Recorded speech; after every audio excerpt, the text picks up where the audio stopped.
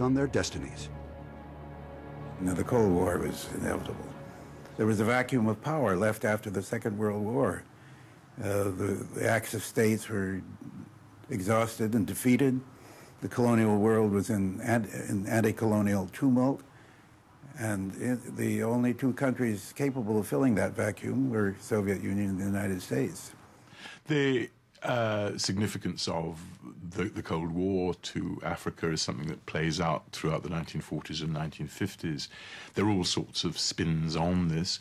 One of them is the attempt by colonial powers to maintain the importance of colonialism in terms of world opinion by arguing that colonialism was the enemy of communism, that without colonialism, without the moderation, as they claimed it, of colonialism, what would break out would be, in effect, the Soviet colonization of the hearts and minds, and perhaps even the territory of places like tropical Africa. And this was a myth. But it soon became clear that despite the Cold War, America would not automatically back the colonial powers in Africa.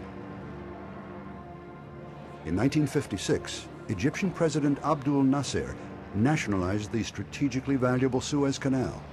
Britain and France invaded to take it back. The United States bitterly opposed the campaign, as did the United Nations. The United States was not consulted in any way about any phase of these actions, nor were we informed of them in advance.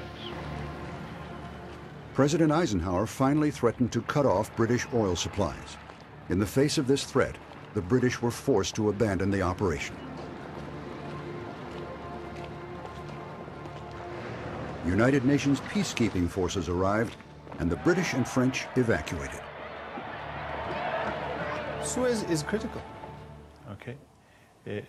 The old colonialism with its notion that a political monopoly, no open markets, nothing, it's finished. And Suez convinces the British, the French, that the Americans mean business.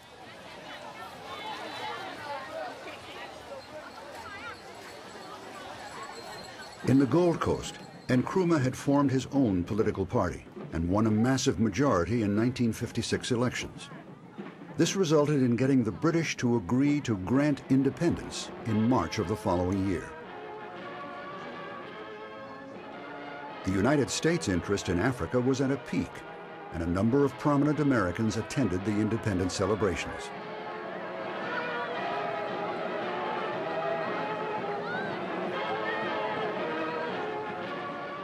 These included then Vice President Richard Nixon and Dr. Martin Luther King.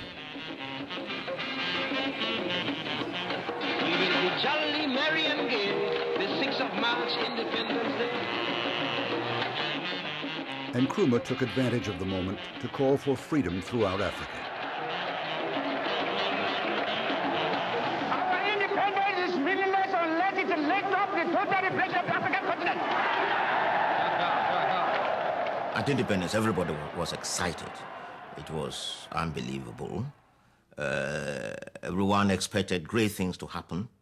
We're going to rule ourselves, decide on our own programs for education, for health, social services, improve our agriculture, and industrialize our economy.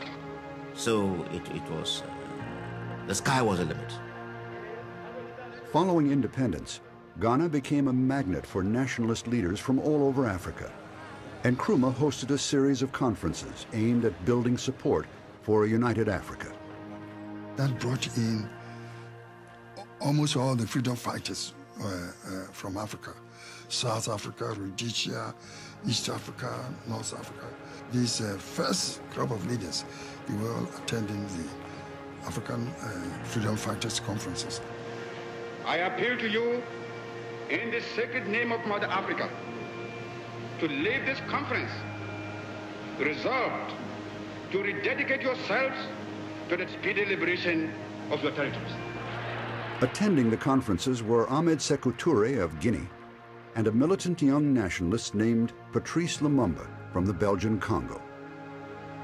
Je crois que les rencontres avec Nkrumah, Sékou Touré et les autres, c'était un tournant décisif dans le combat, disons, de Patrice de Lumumba, qu'il a senti que nous ne sommes pas seuls dans notre lutte.